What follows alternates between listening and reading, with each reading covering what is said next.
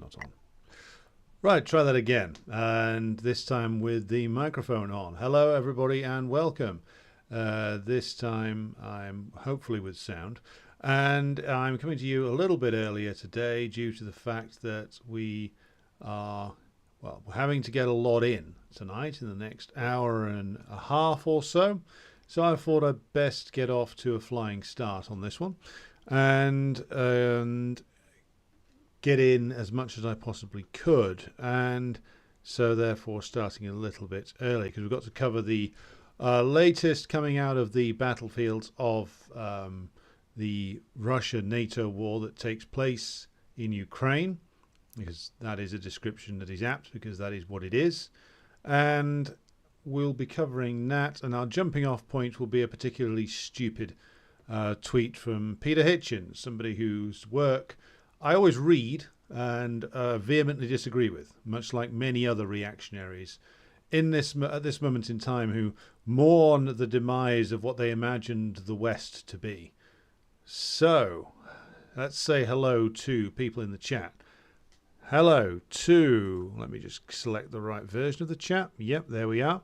Hello to Sneaks. Hello to Yuan. Your request is granted. Check out the Get Chan channel.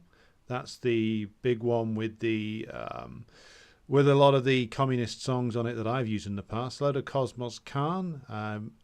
NC, is that North Carolina? Correct me if I'm wrong. Hello to Roddy. Hello to Moonis Waiki. First time to catching it live. Well, hope you enjoy it. Hello to Ash. Good morning, actually. Happy Saturday over there in Melbourne. Hello to DE as well. And I think we're through. Everybody hearing me loud and clear. So I will begin with the Peter Hitchens tweet. I'll just throw that up on the screen. Hello to Matt Randazzo as well. So if we just bear with me a moment, I'm going to pull up the Hitchens tweet and let you all read it. There you go. That's the tweet that I am referring to. I'll read it out in a minute for the benefit of those listening on audio. And hello to Chris Bernardle. Good evening to you, sir. And yes, I'm just going to drop the link to this stream on Twitter and in a couple of other places just to show that we are underway. And the other thing I'm going to be doing in the near future, and this is something I'll be doing next week, is of course the first of the film review programs, and the first one of those is going to be on Patreon, and that'll be for Solaris, the 1970s version, not the god-awful George Clooney, Steven Soderbergh version from about 20 years ago now, I believe. And that'll be next week. The other one, which will be on the main YouTube channel for everybody, that'll be the week after, and that is a bit of a different film, but that will be, of course, the great friend of modern Russia, Steven Seagal, and his 1988 classic Above the Law, which I don't know who suggested that on Telegram, but it is one of a series of films made in the 80s about the evil deeds of the CIA, and I'm going to be analysing the film and what it means. So if you want to catch the Solaris review, that'll be on Patreon next week. That'll be in both video and audio format.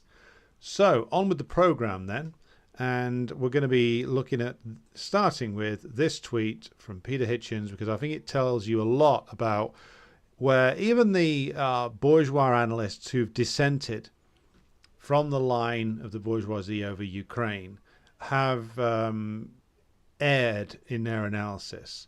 So I'll read this tweet. This is from today. Extraordinary to think that 109 years ago today, with several cabinet members firmly opposed, Asquith's government committed Britain to taking part in a Russo-German war in which we had no interest, and which would lead to the deaths of the flower of our manhood, to national bankruptcy, social revolution, and the end of our time as a major power.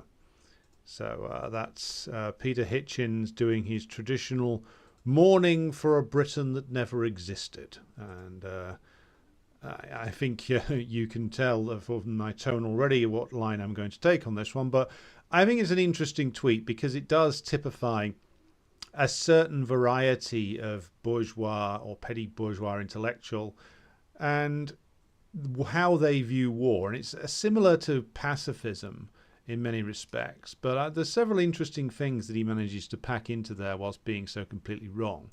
And I'm going to talk a little bit about that and how it reflects on the Ukraine war. First of all, let's take his assertion that Britain had no interest in the in a Russo-German war, as he puts it, and that is, of course, incorrect.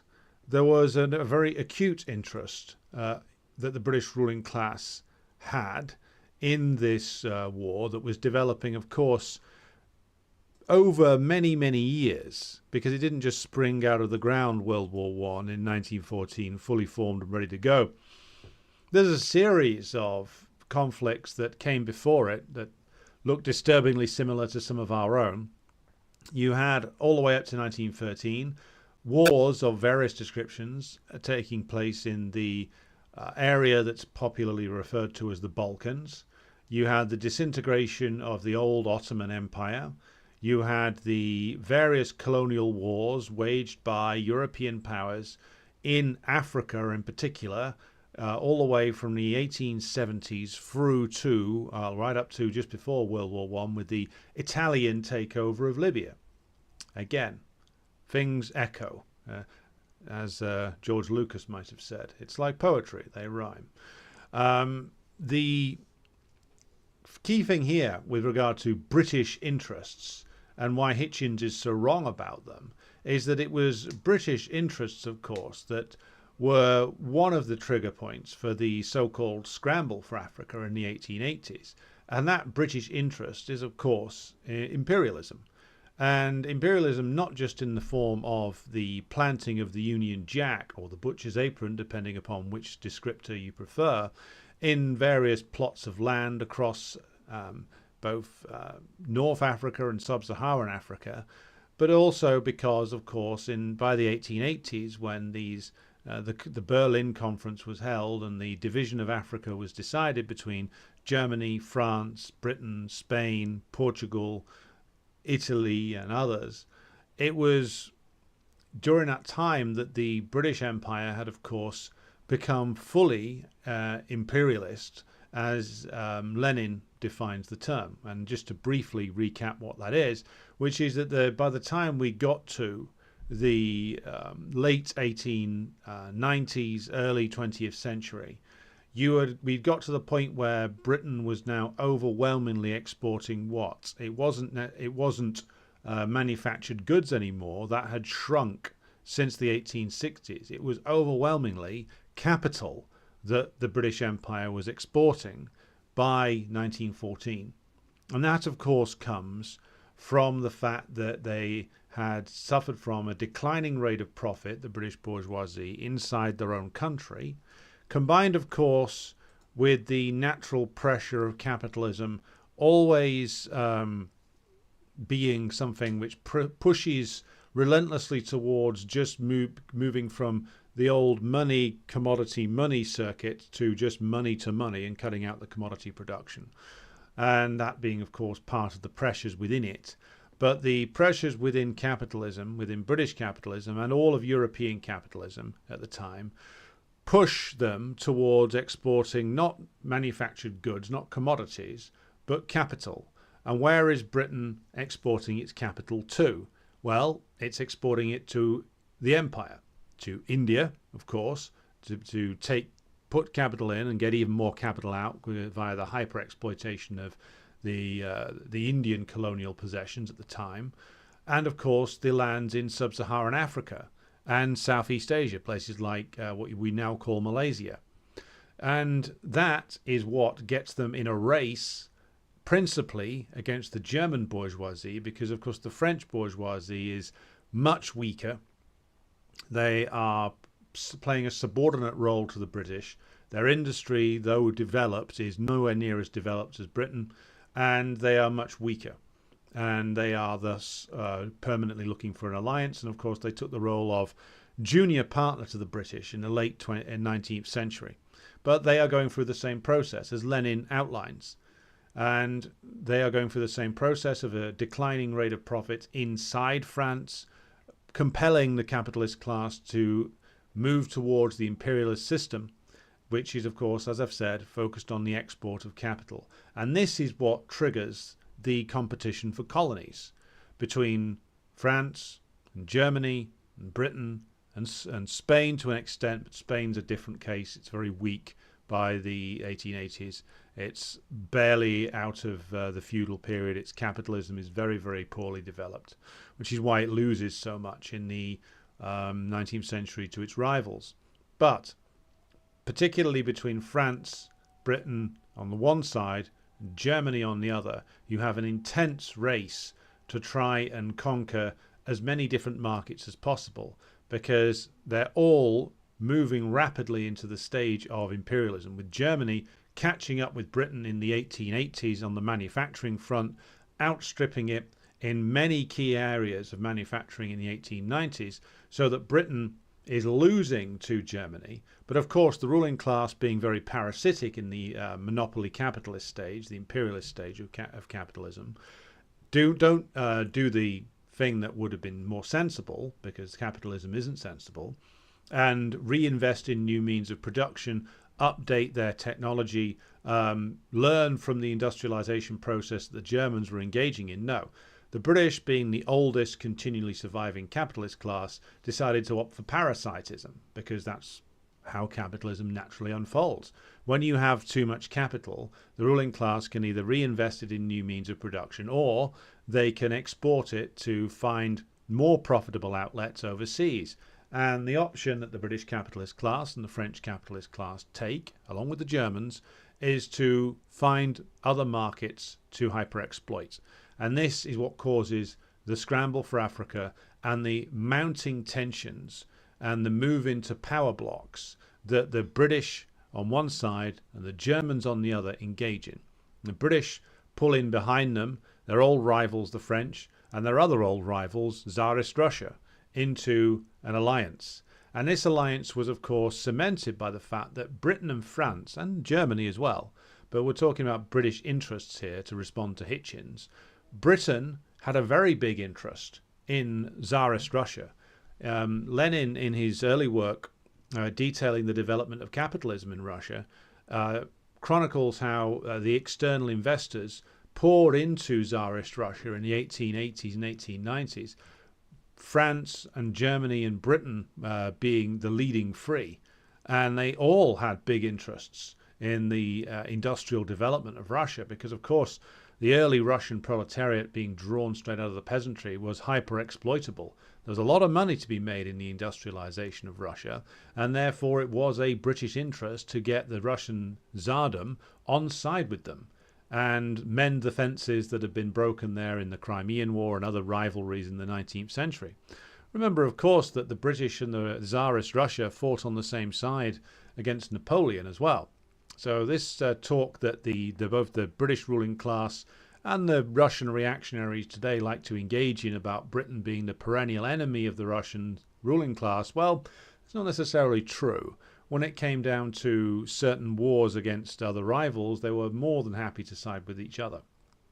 So there was a British interest in Russia. There was a lot of British business being done there, and they hoped to finagle their way via their alliance with the Russian Tsardom into the dismembering of the sick man of Europe, as he was described at the time, the Ottoman Empire, and that they could cut some deals with the Tsardom and dismember the Ottoman Empire in such a way as to be favourable to British interests, particularly with regard to India. And of course they did get that at the end of World War I. It didn't last too long, but they did get, of course, what's now Jordan, what should be called Palestine, what is now called Iraq, and of course the French got what's now called Lebanon and what's now called Syria.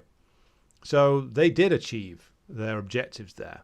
So this is all nonsense from Hitchens, that there's no interest there. There was a lot of interest at stake. There was big interests at stake for the British Empire in securing the final breakup of the Ottoman Empire and grabbing as much of its remaining territory as possible. And that is exactly what they did. And there's a big British interest, of course, in destroying the rising power, which is German imperialism, because it was outstripping them in terms of productivity. It was threatening to muscle them out of key markets overseas.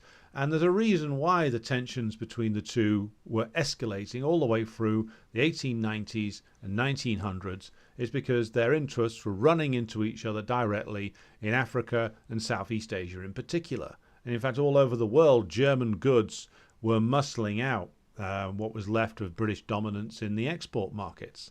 So this idea that Britain has no interest in a war with Germany, this is bullshit. This is like rose-tinted spectacle, nostalgic nonsense.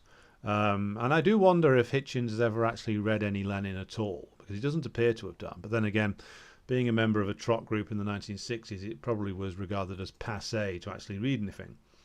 So the idea that they had no interest in this war, that it was strictly Russo-German, is untrue. We've established that there was an intense rivalry over markets and colonies between the Germans and the British and the French, that the British ruling class had big interests in Russia, that they had a big interest in the breaking up of the Ottoman Empire. Now, if Hitchens had phrased this in another way and said that the working class had no interest in this war, then that would be more accurate. But that's not his political project. He's going to argue that Britain somehow had no interest in the developments in continental Europe, which even from the point of view of bourgeois historians is fundamentally untrue. I mean, even if you go back to the pre-capitalist period and look at the activities of the British aristocracy in Europe, the British aristocracy was always involved in wars in Europe. I mean, going right the way back to the fact that the British crown descends from the Normans, and British claims to lands in old France, for instance, meant that there was almost 500 odd years of warfare over Aquitaine and northern France and areas around Calais. So this idea that Britain has no interest in continental Europe, this is another argument that like the conservative reactionaries make, is just totally untrue. Even if you go back to the feudal period, there was plenty of interests there that the British crown and British aristocracy were looking to defend. So again, nonsense from Hitchens. The idea that there are no British interests there is nonsense. The idea that there is that the British would somehow have stayed out of World War I, despite the fact they were one of the primary instigators of it. And the brutal truth is, and this is a truth that, of course, Hitchens doesn't want to acknowledge because he doesn't like to really talk about capitalism.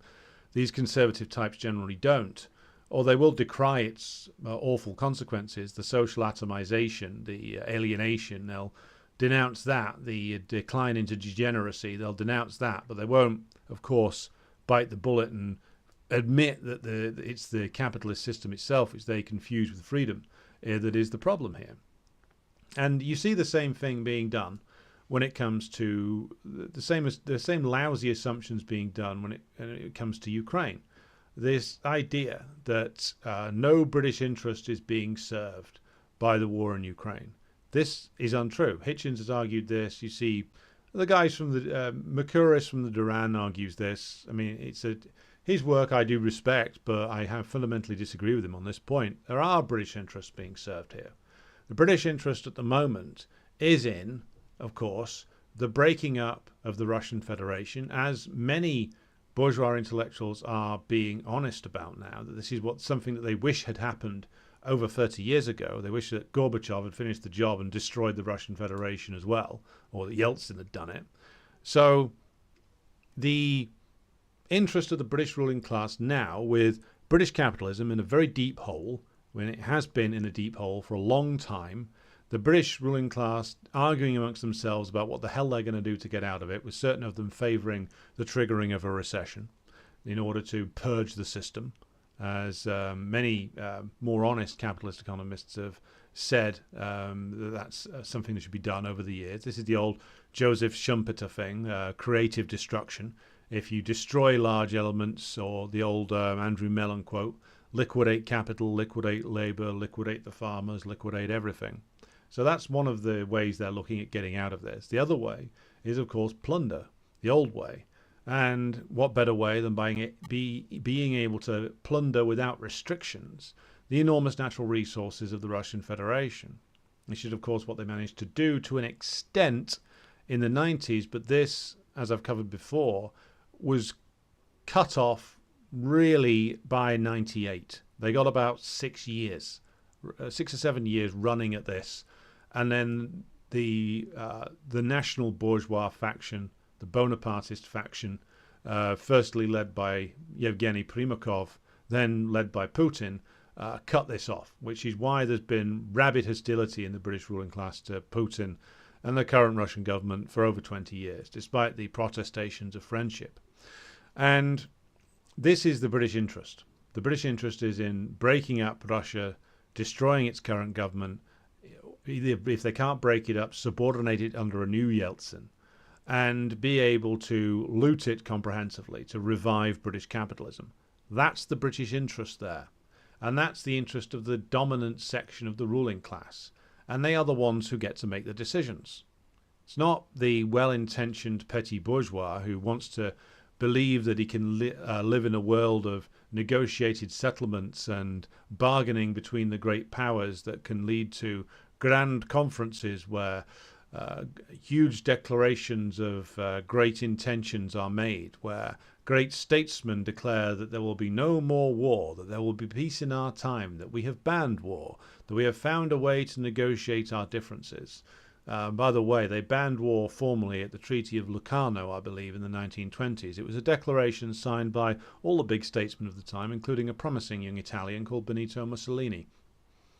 Didn't work out very well. But this is what a lot of the petty bourgeois analysts, including the likes of Hitchens, want to believe, that there's good, honest men somewhere in the system, and it just needs those dastardly bad elements to be chased out, and the true Britain can reassert itself again. And here we return to Hitchens' quote. What is the true Britain in the view of the conservative petty bourgeois? Why, it's a largely rural place, untouched by industrialization, and of course where you can still get cider for 50p a pint or something like that. And it is a sunny place where the foreigners don't intrude, where cricket is still played regularly, and of course no beastly proletarians are present. And of course this is all a rose-tinted fantasy. This is like, Tolkien's fantasy version of England. But it's a version of England that is very popular amongst petty bourgeois conservative reactionaries. And so they like to indulge in these fantasies about good old rural Britain getting destroyed by the idiocies of Lloyd George and Herbert Asquith, when of course, even though there were dissenting voices in that cabinet, as Hitchens mentions in that tweet, they all were on board with it. All the Conservative Party opposition were on board with it. Most of the Labour Party were, of course, on board with it, because this is something that British capitalism needed back then. It needed the destruction of German imperialism in order to defend its markets. Now, in the end, of course, the thing that Hitchens is right about in that tweet is that this backfired enormously. They secured only endless destruction, even though they did temporarily conquer the lands of the destroyed Ottoman Empire and destroyed Austro-Hungary along the way. They helped to unleash the Bolshevik Revolution, which Hitchens professes with all his heart to hate, and in that he's a completely consistent Trotskyite. And of course they bankrupted themselves because they borrowed large amounts of money from the American imperialists who were going to succeed them. And that is, of course, very interestingly chronicled by a theorist whose work I often disagree with, but whose work as a historian I think is very much worth reading, and that is, of course, Michael Hudson. So this is the lunacy of the petty bourgeois critic of the British government, both then, back in 1914, and now. They don't want to acknowledge that the system needs the destruction and subordination of not just other nations, but many other nations, many other peoples, that this ravenous beast cannot ever be satisfied. Its appetite cannot ever be satiated. And until one of two things happens, until British imperialism finally collapses, or it gets what it wants and its rivals collapse and its targets collapse and it is able to gorge itself on their remains again, that this process is going to continue. And this is an argument that we will have to keep having, because a lot of people, and even those better elements of the left, do believe this, is that we're going to have some grand negotiated settlement here. Well, we might get one temporarily, but British imperialism is still in crisis, and because it remains in crisis, it will be compelled to continue aggressive actions. There's no getting around that. And that is, of course, one of the things that I will revisit on future streams, the fact that there is no getting around the need for revolution now. Many people, the so-called practical men and women of the world, will say to you, well, I agree that capitalism is unfair or unethical or whatever the buzzword of the day is, usually in the form of a tweet from failed Unite General Secretary candidate Howard Beckett, if you're British, that is. Well, they'll say, well, I agree with you, you communists, that this is all bad, but surely we need to focus on practical measures. We need to focus on reform. We need to make the system fairer. We've done it before, 1945 to 50, Clement Attlee, blah, blah, blah, etc. Well, the problem with these practical propositions, or they'll say, no, we need to stop this talk of revolution. We need to build alliances now and secure concrete reforms. Well, the problem with this oh-so-practical point of view is its impracticality. Because what the practical person who prides himself on his practicality believes in and believes is possible is no longer possible. And that is because, of course, that the British capitalism that was able to afford reforms in 1945 not only had no choice, it was that or face a revolution. Literally, it had a gun to its head, potentially, from an armed and riled up working class that wasn't prepared to go back to the misery and grinding poverty that existed before World War II. But, of course, you had the living example of the Soviet Union at its height in 1945 to 50. And you don't have either of those things anymore.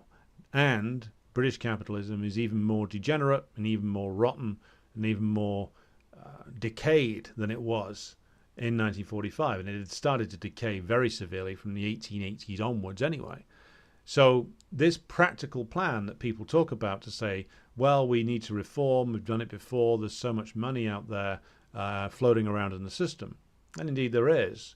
But a lot of it is essentially electronic money created out of nothing, created by the state itself, not based on anything. Fictitious capital through and through. So what are you seizing there? You're trying to seize the electronic assets that what? The capitalists will delete when they feel trouble coming along? There's no practical way around this. Even if you think of yourself as a reformer, you want to see reforms, well, then you better plan for revolution. Because the only way you're going to be able to secure even reforms is if you terrify the bourgeoisie enough that they concede something. But I don't think that it's even going to be possible. Now we're in a straight fight, or it should be a straight fight, between the destruction of our nations in the imperialist core, the ruling class determined to either keep things as they are or reduce the working class to a state of such misery and poverty that it can be hyper-exploited in ways in which that in previous times labour and resources overseas were. Those are the choices in front of us. It's either that or we organise for revolutionary change. And in my view, that's a much more practical suggestion than claiming that we can somehow recreate the high period of social democracy when all of the historical circumstances that created that high period have long since disappeared. But to return to the questions of our petty bourgeois friends and the delusions over World War I and the delusions over what Britain is one of the most brutal imperialist states that ever existed. As I've said before, it's right up there with the Spanish. And if you listen to the petty bourgeois critics like Hitchens, they'll go on and on about civilization, decency, fair play, blah, blah, blah, completely ignoring, of course, that Britain and the British Empire were some of the worst robbers, murderers, and rapists of the world, right up there with the Spanish, right up there with old Adolf himself. And so, again, the land of the petty bourgeois conservative is a land of perpetual delusions. delusions over what constitutes British interests, denial over the fact that there is a ruling class, denial of what capitalism does, denial of what causes all the things in society that they quite rightly sometimes decry. It's a state of perpetual denial. So, I'll pause there and take in some questions and comments. Hello to HM in Brighton. I hope you're gearing up for an Eddie Izzard victory. That opportunistic fucker has landed himself down there, I see. Sneaks says, I had always the impression of World War I as being the final apocalypse of feudalism. No, I don't think that is correct. I disagree with you there. It's the final apocalypse of, it's the beginning of the end of capitalism. In essence, things take a long time to historically die, especially a system as dynamic and brutally dynamic as capitalism. The end for feudalism in Europe was, in the British case, it came very early. Serfdom died in the 14th century and was killed off by a combination of the bubonic plague and the peasants' revolt. And that was the end of feudalism here. Yes, the aristocracy survived, but the mode of production started to fundamentally change. How the peasants were employed started to fundamentally change. Till by the time you got to the 17th century and the Cromwellian period, you had a almost fully developed early capitalism with an absolute monarchy ruling over it. And of course, the early capitalists chafed under the absolute monarchy, and that's what causes old Charles to have his head cut off. And then the monarchy is reconstituted as a fully capitalist monarchy. So no, you had the trappings of feudalism in Britain and France, and you had a semi-feudalism still in existence in Russia and in, of course, the Ottoman Empire. But in the advanced capitalist nations, it was already fully capitalist. It was just that Germany and Britain kept the trappings of monarchy because they regarded it as an important piece of social glue, shall we say, as a claim to authority and continuity with the past. But these were fully capitalist nations that had moved fully into the imperialist period by then. Hello to Dingo Ate Me Baby, man with the greatest name in the chat. I was going to say, says DE, certain elements within the British establishment were pushing for war. They usually do, that's correct. Hello to, there's some greetings being exchanged there. And hello to Ban Automobiles. US military has an enormous recruitment crisis. Will this curtail US imperialism in your view? Yes, because the ability to mobilize an army and the ability to keep it in the field is one that's going to be severely compromised because of the fact they've had a recruitment crisis now, which has gone on really since things went south in Iraq, which is about 18 years ago. So they've had a generational recruitment problem, and this isn't going to get any better as time goes on.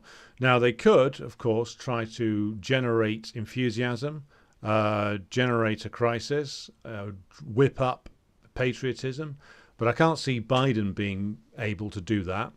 Trump might be more capable of doing that, given that he has a more enthusiastic following, but to get mobilized for a war against Russia or China would also take a significant change in US industrial production, which so far they've not shown themselves to be capable of pulling off. That's going to take much longer. So the inability of the US to actually wage a direct war at the moment is as much based on a lack of industry, both in the United States and Europe, as it is on a lack of manpower.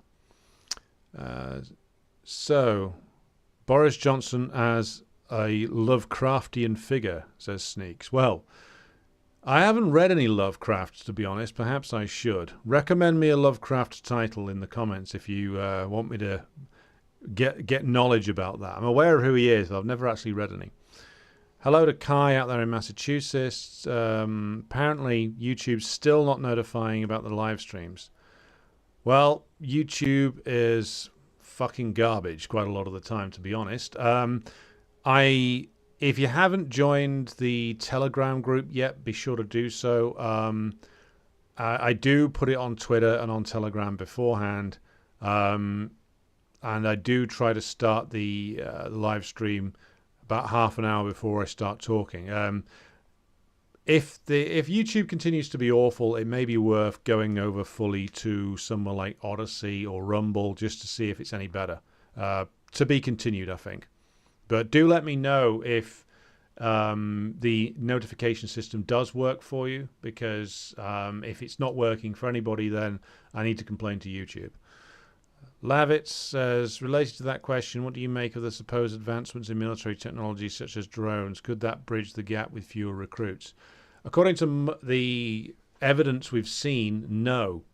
Given that even with the fact that the Russian army has developed a big advantage now in a lot of those technologies, they still need an enormous amount of men, even to face the fading Ukrainian army. Because without men to take and hold land, the technology isn't going to do that for them. And this is what the US relied upon in a way. They thought that they were in a period where their recruiting crisis wouldn't matter, because they had, well, first of all, they didn't think they would have to fight a direct war against Russia or China. They thought that they had a means to deal with both of them, and that hasn't worked. They also thought that by being able to dominate the battle space, so to speak, with drones, a full spectrum of surveillance, and being able to direct air power anywhere they wanted to, that would be enough for them. But this has shown, even in think tanks in the West now, they're saying, well, with all this tech, we still need a gigantic amount of infantry, because you can't take and hold land just with tech. We're not there with the Terminator robots just yet. And so they realized suddenly that they can't rely on just high-tech innovation, surveillance, and integrated air support. They actually need men, and they don't have enough of them by a long way. Not the Americans, not the British, not the French, not the Germans, not any of them. So until they've fundamentally changed both their industry, their whole economy, and, to be blunt, to go in a more fascist direction with regard to being able to mobilize the working class for war, they're not going to be able to confront anybody for now. So, Iraq death toll is around 1 million, short of being special needs. I don't think most people want to sign up to do a Holocaust. I wonder how much they're going to rely on mercenaries. Well, they're relying on them an awful lot in Ukraine. Now, bear in mind, the number of mercenaries is contested. I'm told that there's at least 10,000 Poles. There may be as high as 30,000, according to various Russian sources that are out there. An awful lot of Brits, largely ex-army, an awful lot of Americans, Australians, New Zealanders, Canadians, Colombians, you name it. If they're from the NATO bloc, they're probably there somewhere getting killed horrifically. So, but again, like if you're going to wage a war that's quite limited, then yeah, you can make do with hired mercenaries. Like, this has been true for hundreds and hundreds of years, going back to the very early capitalist period. James I and Sixth of Scotland tried to hire a whole mercenary army to go and fight in Germany to press the British Crown's claims there, and that didn't work out very well for him. He just got in an awful lot of debt, and the mercenaries all disappeared. If you're going to fight a major war against what they're calling now a peer competitor, so Russia or China, then you're going to need an awful lot of men. And even if you're going to pay big money to mercenaries, you can't do without the massed ranks of the infantry, as it turns out. And you can't just rely on mercenaries, no matter how well you pay them. You need to be able to call upon something else. National traditions, fatherland, flag, and everything else, and whatever it is that the Americans can now appeal to. For us, it's probably fight for your Weatherspoons. For Americans, it's probably, I don't know, fight for McDonald's and Taco Bell, the things that mean something to people, or that the ruling class thinks means something to people.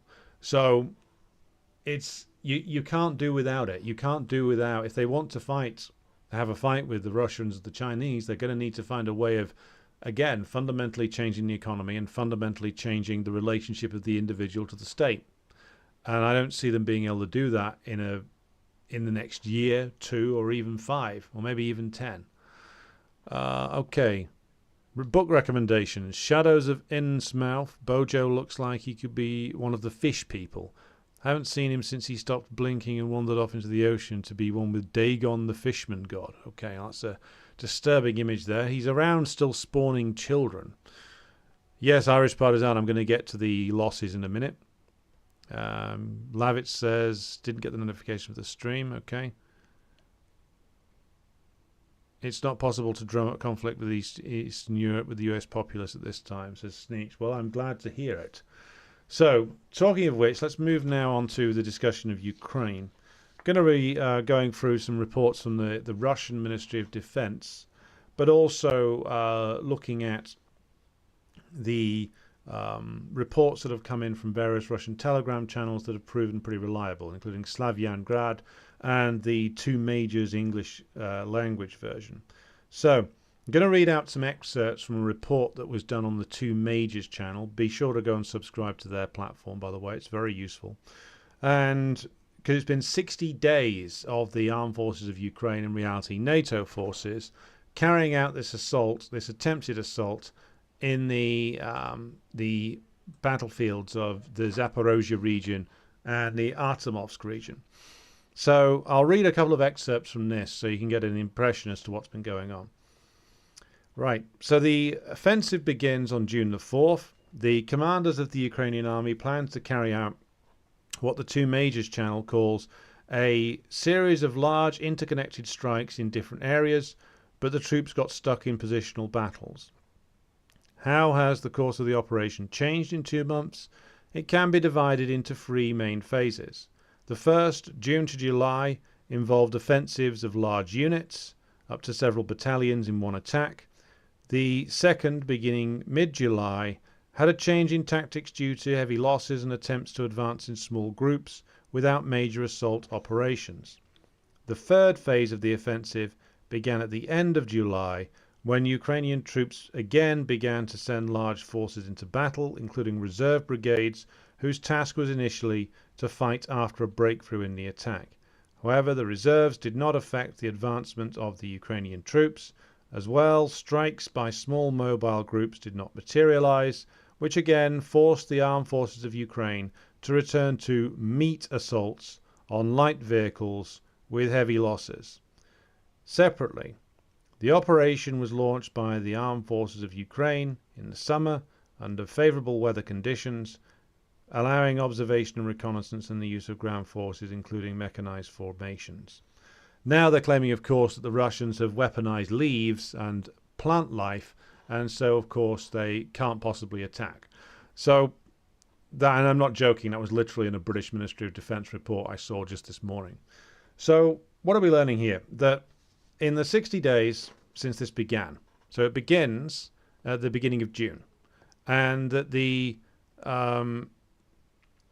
point of it was that they were going to try and coordinate these series of assaults in different areas of the front line. This had been designed, they say it's been designed by the Ukrainians.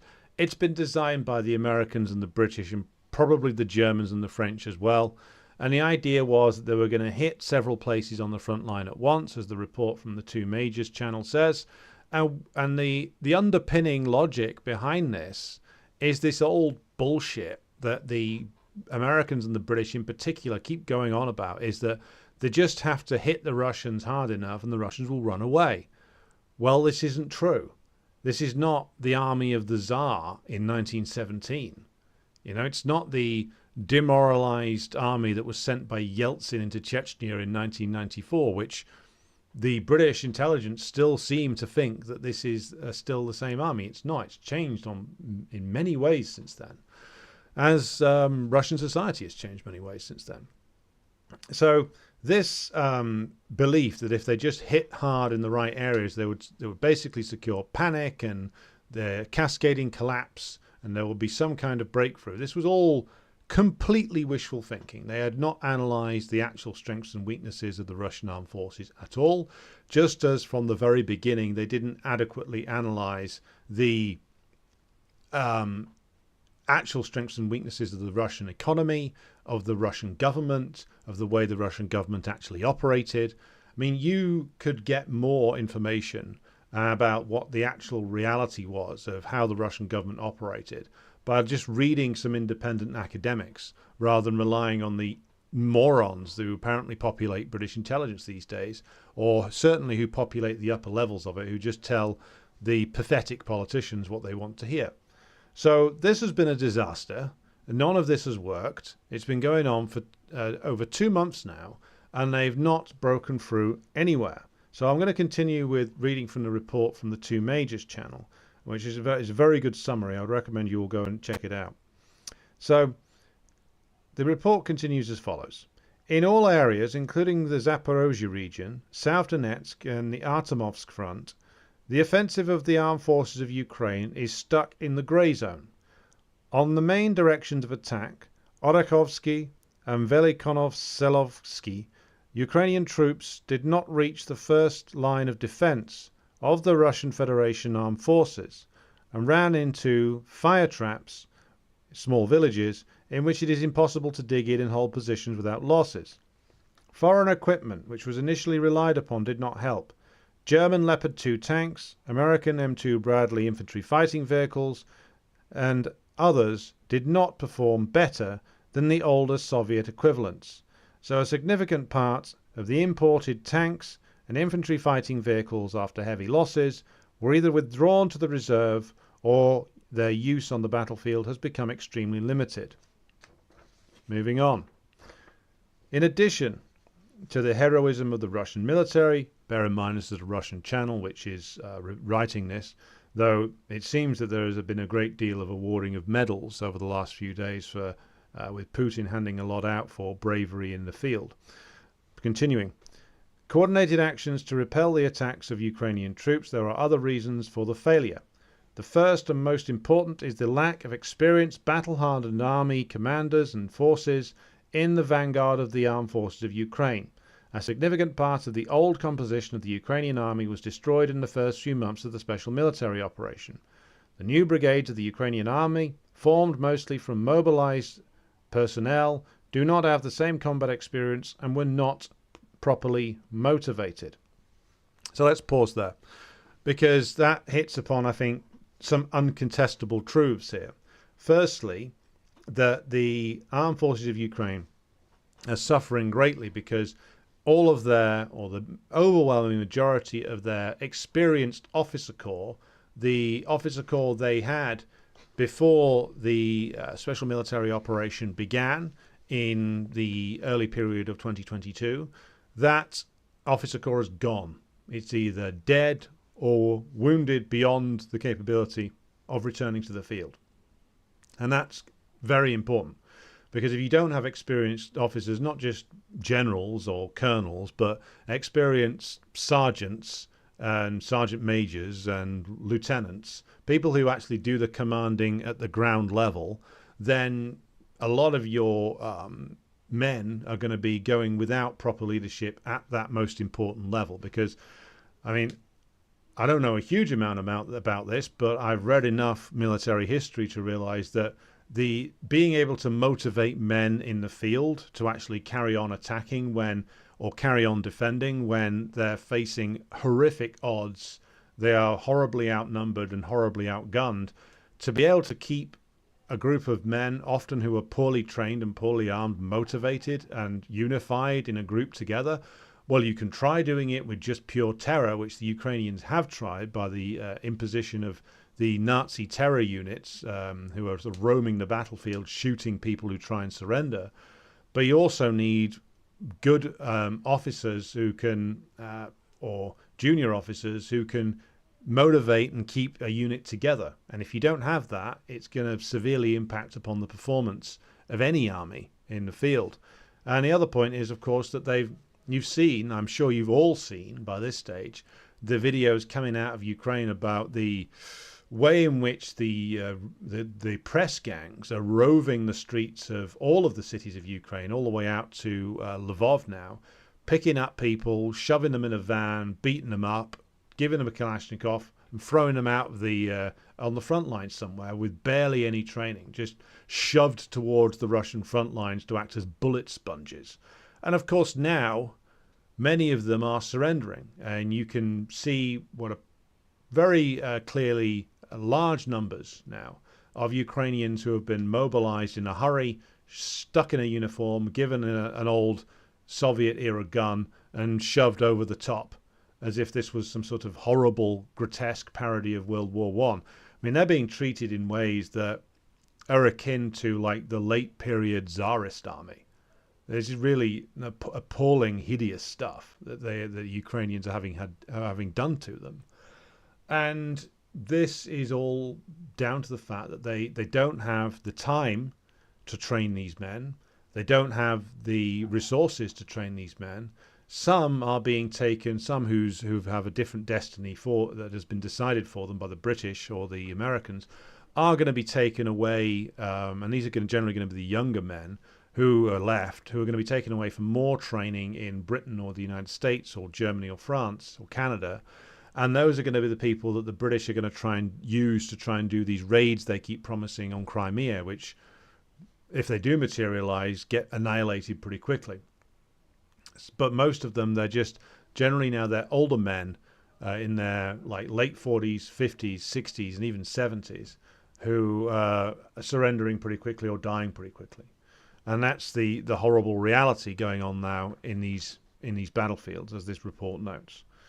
So to carry on with this, and then we'll get to the other grim realities. In most directions, during the 60 days of the offensive, the armed forces of Ukraine managed to deploy troops at a distance of only 5 to 6 kilometers from the place where the attacks began. So, to clarify that, the whole essence of this offensive boils down to the fact that they have not been able to go anywhere. They have gone 5, 6 kilometers, what's that, 3 to 4 miles away from their starting point. In the overwhelming majority of the battlefield, they have not been able to advance even to the point where they've penetrated the first line of the Russian defenses. And that shouldn't be a surprise, because the Russians have been building these defenses, this line called the Surovikin line, since October of last year, where they redrew the front line. They withdrew from Kherson, solidified themselves, built all this enormous amount of defenses, and the NATO idiots have dutifully hurled the Ukrainian armed forces onto them and have been predictably slaughtered. And so the responsibility for this, of course, well, principally lies with the Ukrainian oligarchy. They are the ones who allowed themselves to be used in this way, who happily destroyed the country they supposedly ruled and signed the whole place over to US imperialism. But also it's Biden, it's Johnson, it's Sunak, it's the various other creatures like Macron and Schultz, and the military men who serve under them, who devised all this and must have known. They must have known the extent of the Russian defenses. They knew very well, even if they're having all the reports sent to them polished, the intelligence men knew, because they had access to all the satellite coverage, that the Russians were building an incredibly extensive selection of fortifications. They knew very well that the Ukrainian air defense system had been destroyed and that they couldn't replace it. Therefore, the Russians would be allowed an almost unrestricted run with their fighter jets, their bombers, and their helicopter gunships to unleash everything that they had upon the advancing Ukrainians. They knew very well how many mines the Russians had laid over months and months and months.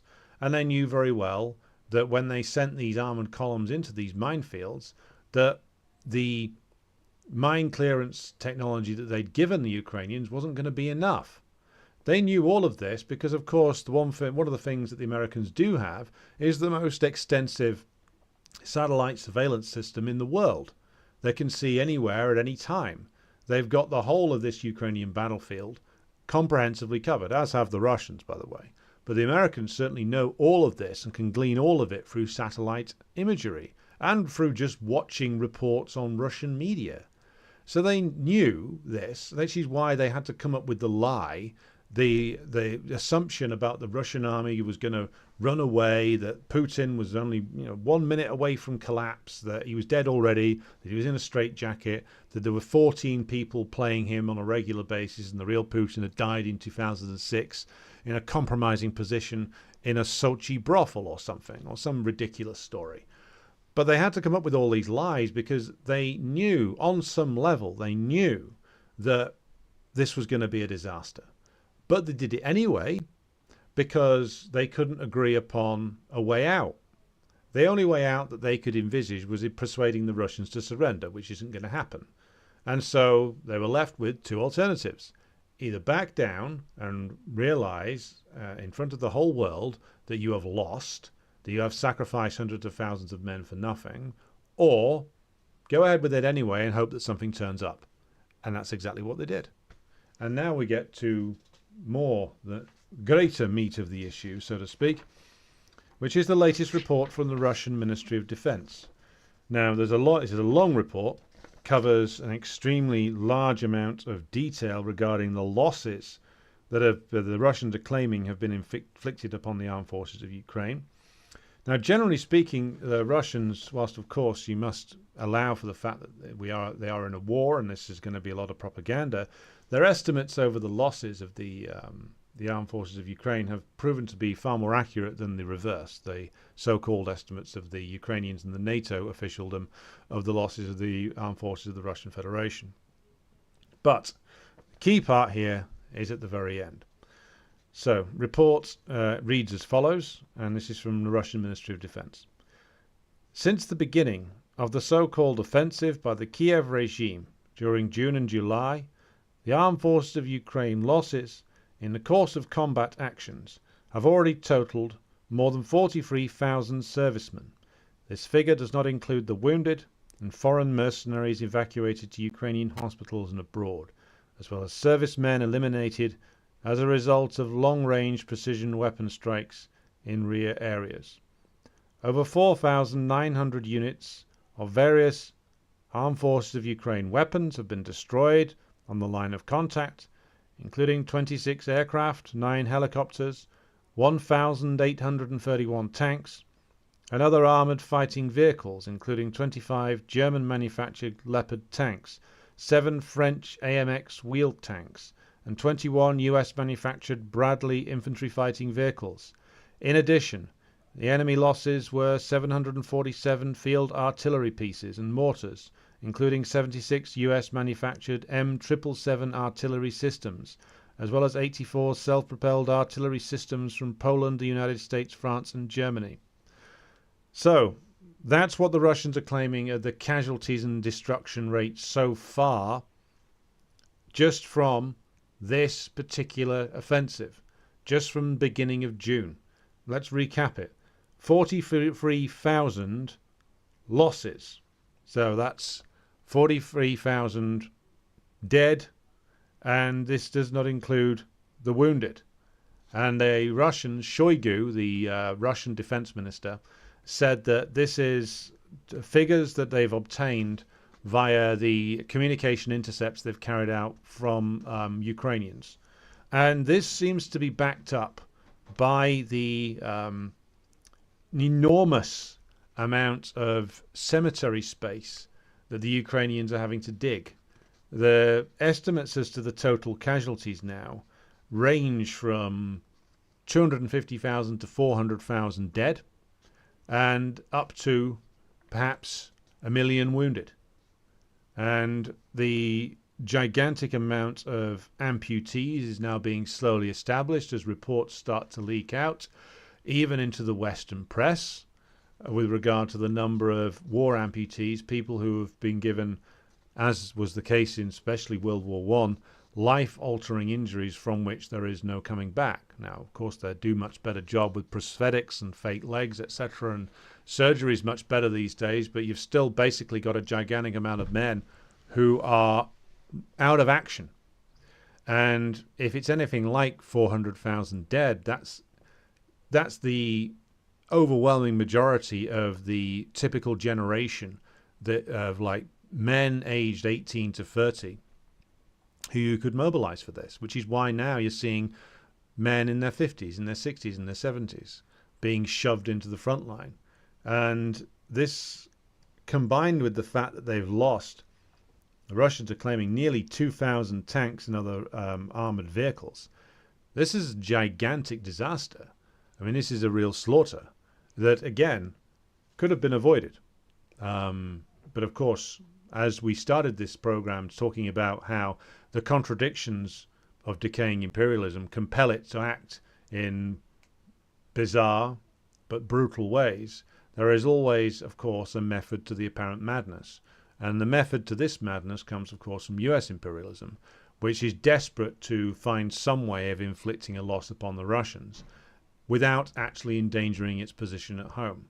And its position at home is, of course, weak, because it could not carry on the war against People's Korea back in the 1950s because of the losses that it was sustaining and the fact that that war was impossible to win. They were losing by the time they signed the armistice in 1953. And, of course, in Vietnam, where even when you had a much more comprehensive, shall we say, social contract offered by the ruling class to the American worker, even when the ruling class still had the authority, the moral authority it carried with it from the FDR New Deal period, that authority collapsed completely when the American army started to lose badly on the battlefields of Vietnam. Now, following Iraq and following Afghanistan and following even people who would describe themselves as conservatives turning against the idea of long-term deployments overseas, where they couldn't see any interest for them, and most of these people, of course, that the American ruling class would need to persuade to go and join up and fight are from the working class and the poorer end of the working class, and it's these people who are starting to turn against it. They need to find some way of defeating the Russians without risking doing vast call-ups of their own people, or trying to, and failing. And so they are trying to get the Ukrainians to act for them with utterly disastrous results. It's a disastrous result for Ukraine. And I will say this, Ukraine is nothing more than a neo-colony. Ukraine is a neo-colony of the United States. I've been reading in the last week, whilst preparing a written piece on the Niger events, the work of the first leader of post-independence Ghana, Kwame Nkrumah, a great Marxist, a great Pan-Africanist. And his work, when he was deposed in a British coup in the late 60s. And he went on, though, to write several more theoretical works, including on neo-colonialism. And he defined neo-colonialism as being something which the state had all the trappings of independence, had its own government, had its own flag, its own army even. But, of course, every aspect of its economic life was dominated by either one neo-colonial power or several. And that describes a lot of nations in the world. It described a lot of nations in Nkrumah's time, but of course then you had the example of the Soviet Union, which offered some alternative. Now, with that gone over the last 30 years, you have had unrestricted neo-colonialism all across Africa and, of course, in many areas of Europe. There's plenty of countries in Europe you could describe as having flag independence only. Ukraine is probably the worst example, but the Baltic states also meet that description. And Ukraine has been completely controlled and signed over to the control of the ruling classes of especially the United States, but also Britain, also the Netherlands, who are big investors in the Ukrainian agricultural land. So it is completely a neo-colony. All talk of sovereignty and independence is a bad joke. Whatever independence was there was lost in 2014 when it became a wholly owned neo-colony, principally of the United States. And everything that has happened since then, it belongs to, ultimately, the responsibility of the political leaders of US imperialism, principally Barack Obama, Joe Biden, and also Trump. Let's not forget his responsibility for this, because he went along with it for opportunistic reasons. And the savagery and bloodletting that you're seeing now is being done for the reasons of US imperialism trying to maintain its international credibility. They can see what's happening in places like Niger, what's already happened in places like Burkina Faso and Guinea in the recent past, and what could happen in many other places as well, which is where even there's been a lot of talk about how the guys who have become the leaders of this military revolt in Niger went through French and American training courses. Well, of course they did. And so did many people. In the military revolts in old British India. A lot of them were good chaps trained in British methods of war who turned against the colonial master, as happened in many African nations. They went through French and British and Portuguese training courses, ended up turning on them. This happens because, first of all, the colonized person, even if he's in a relatively more privileged position, many times will hate the colonizer even if he works for him. Secondly, these people are of a layer in society who might be slightly more privileged, but that means that they have slightly better education and they can understand the processes going on in the world. They can see US imperialism slipping, they can see that its power is diminishing, and they can see rivals rising up to be able to offer different paths for them. So this is why US imperialism is clinging on so grimly in Ukraine and will continue to shove Ukrainian men, and probably women as well, into the jaws of death in order to try and retain the illusion of US imperialism's credibility. And that's why these people are dying. It's nothing to do with Ukrainian independence. That's gone. It's been gone for nearly a decade. What little there was that ever existed of it. What these people are dying for is the defense of the property rights of BlackRock and the Vanguard Group, but mostly it's for the credibility of US imperialism, that 43,000 men at least have died in 2 months, that perhaps as many as 400,000 have died in the last 18 months, that 14,000 people died in Donbass over the last 10 years, and that many more will be wounded and horrifically damaged by this before this is over. And this is the reality. Ukraine is a neo-colony. There is no independence there. This is something which is all being run from Washington for their benefit. And as soon as everybody realizes that, the more we will be able to deal with this problem properly.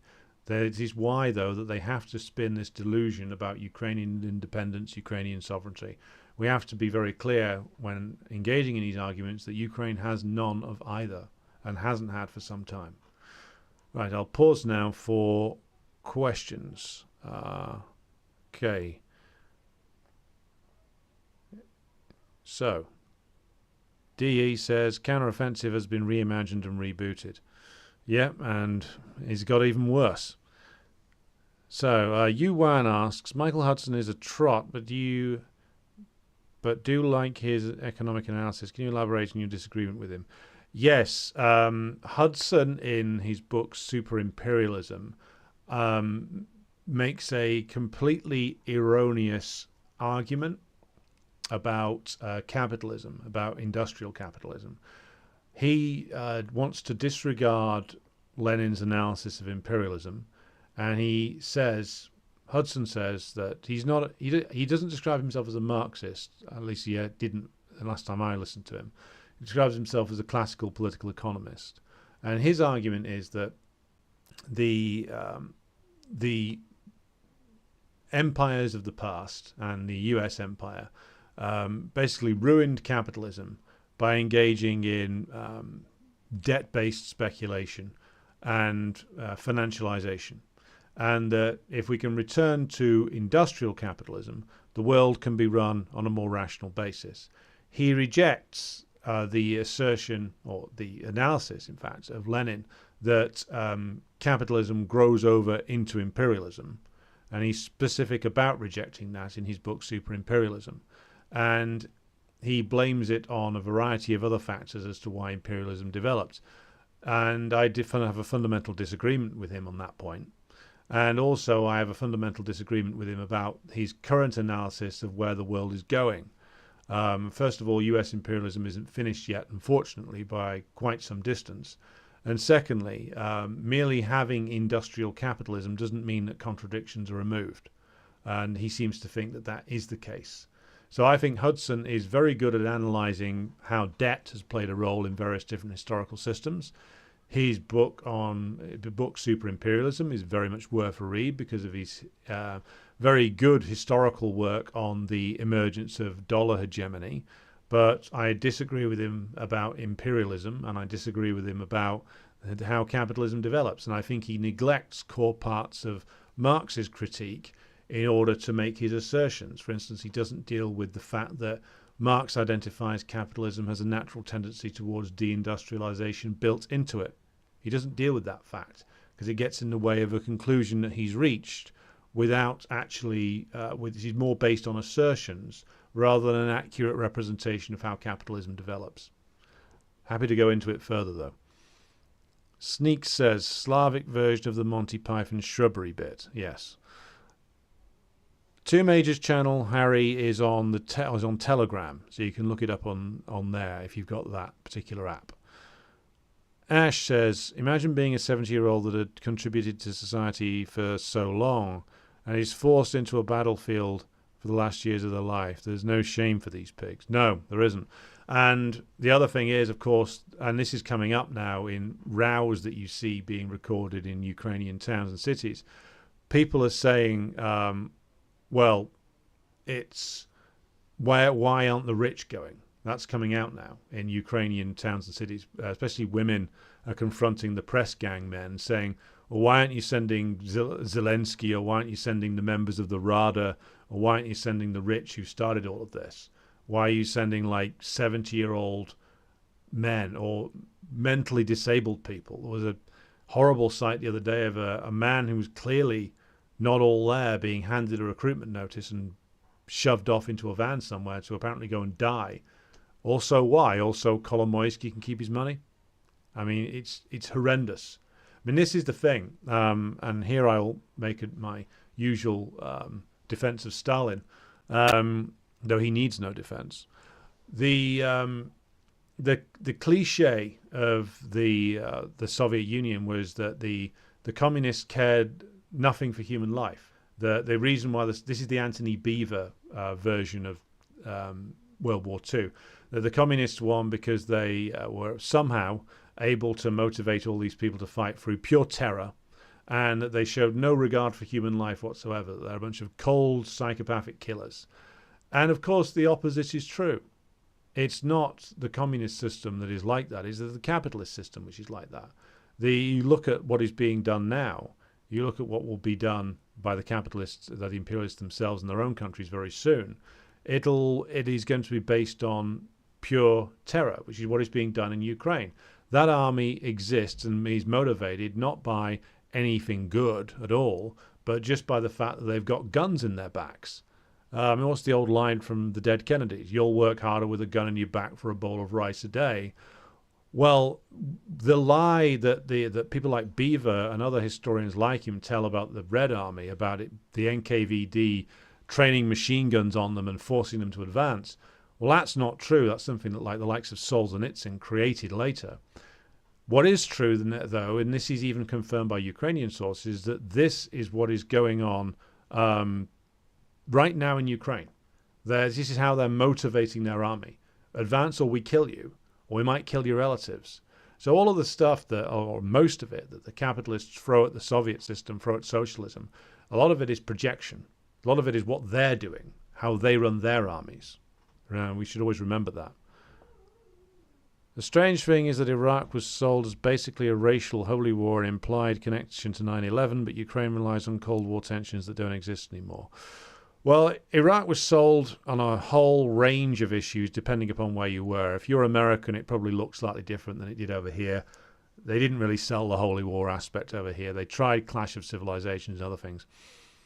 Ukraine relies not on Cold War tensions, but on clash of a declining imperialism and a rising Russia and China.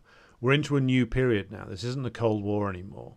This is a period of the decline of imperialism and the horrors that it is bringing about as it tries to preserve itself.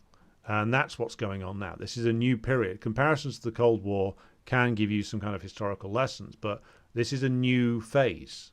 This is what the decline of a modern empire looks like. This is what the decline of an imperialist system looks like. And this is why all of the European countries are being dragged down with it, because they are all hardwired into this imperialist system. So,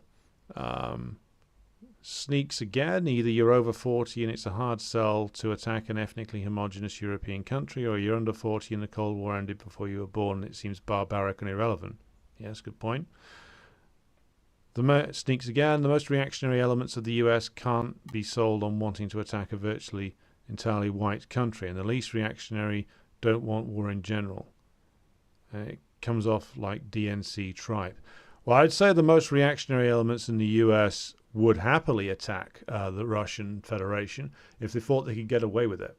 The reason why they don't is because they are severely doubtful as to whether they could actually muster an army and that they could win, and that the population domestically wouldn't revolt against them. So the most reactionary elements in the US are the ones who are screaming for war, but the ones who are slightly more circumspect are those who know how politically weak they are actually, and how difficult it would be to actually motivate anybody to fight for them. President Jesus says, Hudson is the only person I've heard call Marx a free market capitalist. Don't even think you can blame Trotskyism for that. Well, I can try, but no, seriously. I mean, Hudson I find to be guilty of all kinds of eclecticism. If there's a mood for it, I can do a review of super imperialism, because I have read it quite recently, so I can come back to that. Peter, sorry to be late, but good evening, comrades. I'll watch through from the start tomorrow. But on where I'm starting, Beaver seems to exemplify the Freudian notion of confession by projection. Yes, he does. There's a reason why he's a favourite historian of the British government, along with David Starkey. MK Ultra was needed because communist sorcerers figured out our mind control. Perhaps. Perhaps we should watch The Manchurian Candidate for educational purposes. Irish Partisan says the NATO war in Yugoslavia was used as a blueprint for all future wars. Iraq, Afghanistan, Libya, Syria, and now Ukraine. Very true. And it's why everybody should read the book by Michael Parenti on the death of Yugoslavia. But the post-Soviet wars started there. That's where things kicked off. And all of the stuff that they've done in many other areas was modeled in Croatia and Bosnia in particular, and the destruction of the Yugoslav system. I should say, by the way, that when we're talking about the destruction of the Yugoslav system, this was something that was enabled by the Titoites themselves. The Titoite system had plunged into a crisis, and the people at the top of it were the ones who had fatally weakened, as had Tito himself. Not only had they damaged and then destroyed the dictatorship of the proletariat, they had also reintroduced a lot of capitalist elements which bred the reactionary trends in the Yugoslav states that helped to cause the collapse of 1990 to 93 and the wars that followed. And without those pro-capitalist elements being worked into the Titoite system, it would have been a lot more difficult for US imperialism to do what it did. So let's never forget that either. Hello to CJ out there in Richmond, Virginia. Sneaks asks, what's your reason for being against Trotskyism? I would say many reasons. There's 3 whole hours I did in this on the audio version of this program. Recommended critiques? Well, I would combine the two. I would combine an enthusiastic defense of Stalin and a critique of Trotskyism. So I would say read Ludo Martin's book, Another View of Stalin. You can find that very easily online. Thoughts on Michael Foot, asks HM. An interesting writer, an interesting journalist, a terrible political leader.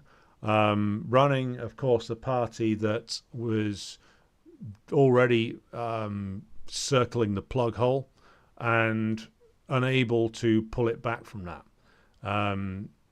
The Labour Party has never been a party of the British working class. It's always been a party of, I know, the only really the toppermost part of the British working class and the trade union bureaucracy, and the left petty bourgeoisie. And that's what the Labour Party has always been like. There was a period in history where it did get a huge amount of working class support, and that period was 1945 to 51. And it did have a big individual membership of workers in the middle 50s. And then that all drained away in the 60s because the working class worked out the Labour Party was not leading them to socialism. The Labour Party was just about preserving capitalism. Now that, of course, with the tragedy being that with no Leninist party to pick up that discontent, a lot of it drifted away into inertia. But Foot, I don't buy the romanticism about him at all. He was a guy who was bare the way in favour of the Falklands War, in favour of the military suppression of Ireland. So this guy, even though he has this big left-wing reputation attached to him, just another imperialist politician, albeit with different fashion stylings. Marko Vucevic says, yes, the Yugoslav Constitution of 1974 opened the way to its destruction. It allowed federal republics to succeed. Yeah, it's partly that, and it's partly the same mistake that was made in all the people's democracies, which was that they all joined imperialist institutions like the IMF. Yugoslavia, Poland, Hungary, I believe the Czechoslovakia as well, were all IMF members from the late 60s. They were all borrowing large amounts of money, and they all got themselves chronically in debt to US imperialism. So when the US imperialism wanted to flick the switch on them, it could do. And when it wanted to apply pressure and secure the collapse of the system, it was much easier for them to do because they'd done that. Notice who never joined the IMF, World Bank, World Trade Organization, or anything else? The North Koreans, the People's Korea, DPRK. Now, they were dismissed and derided at the time, but it's hard to dismiss them now, given that all of those countries who had many heroic examples of revolutionary struggle within their past all disappeared, and they're still there. Must be something to be learnt from them. Irish Partisan says the Tito laid the foundations for the destruction of Yugoslavia through the awful 1974 constitution, which decentralized decision-making to the constituent republics and allowed careerists to rise to the top. Good point. And you combine that to with their integration with the imperialist system, which gave because they owed money to the US imperialists. The US imperialists were very easily able to exert pressure on that Yugoslav system and to destroy it because it was already integrated partially into the world imperialist system. And by 1984, they knew they no longer needed the Titoites. And so Reagan identified, or Reagan's handlers identified in 1984, the breakup of Yugoslavia as a key national security interest of the United States. And that's quoted by Parenti in his book on the subject. Yes, Yugoslavia's Achilles heel was its huge debt, which the IMF began calling in the early 80s. Yeah, all coordinated. All coordinated. The IMF debts called in. The US imperialists identified the breakup of the country as a key demand. Parenti chronicles how they essentially set out to dismantle the country by preying upon its weaknesses, use the debt to trigger an economic collapse, and then say that you'll only give aid to the constituent parts of the republic, not the whole. So they gave economic aid to the regional governments in Croatia, Bosnia, Slovenia, etc., not to the federal Yugoslav government. And then they demanded that the federal Yugoslav government liberalize and allow more opposition parties, meaning they stopped actively suppressing the US agents and the various fascist organizations that came into existence in Croatia and, of course, to be fair, in Serbia and in Bosnia with the Islamists. And then, of course, once the Yugoslav government did that, all of its authority drains away and the whole thing just starts to disintegrate. All a product of the Titoite legacy. So there you go with Tito again, a man who played a heroic role in many areas of his life in the war and in the resistance against Nazism, and completely blew it with regard to the system that he built afterwards. HM says, are you familiar with Roderick Day of Red Sails Marxist website? He recently argued that the Americans are bad people and downplayed the influence of propaganda on population support for imperialism. I'm not familiar with him, but and to be fair, I haven't read that particular article of his. I will read it and respond to it in the future, HM. I'm not going to comment on something that I haven't read. Chris Bernardel says, what is your view of the principal contradiction of the world today? Is there one principal contradiction in the world system? Yes, the primary contradiction is US imperialism, or more to the point, decaying US monopoly capitalism. The US imperialist system has been the sole dominant system in the world for 30 years. It is now decaying. It is now visibly falling apart before our eyes, but it is still dangerous. And that is the primary contradiction of the world today. Until that primary contradiction decays to the point where it no longer matters, or it collapses completely, then it will remain the primary contradiction. And we have not moved beyond it yet, unfortunately, and it will be some time before we do. Yes, you're right, I should do a program on Yugoslavia and Milosevic. Hello to Philbin. You've arrived late, but we are recording audio available from later tonight. So that brings us to a close for tonight, everybody. I hope you've enjoyed this. There will be, of course, the Saturday Q&A tomorrow. A lot of good questions submitted so far for that. And there will, of course, be something slightly different happening on Sunday, where rather than the live stream on here, there will be a live stream with me and Don Corter of the Revolution Report. He's an RT correspondent in Moscow. That will be happening at 2100. That's 9 o'clock Moscow time. So it'll be a live stream of me and him in discussion. So you can tune into that on the Revolution Report YouTube channel. A recording of it will be on here as well. But until tomorrow with the Q&A, I will say adieu. And thank you to everybody for tuning in.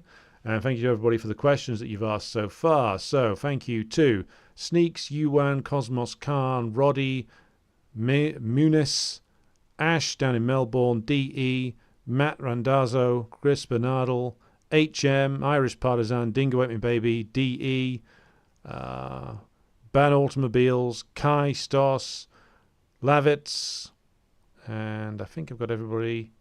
Harry Price, Peter, and yes. Okay. Thank you everybody for tuning in. Be back with you tomorrow for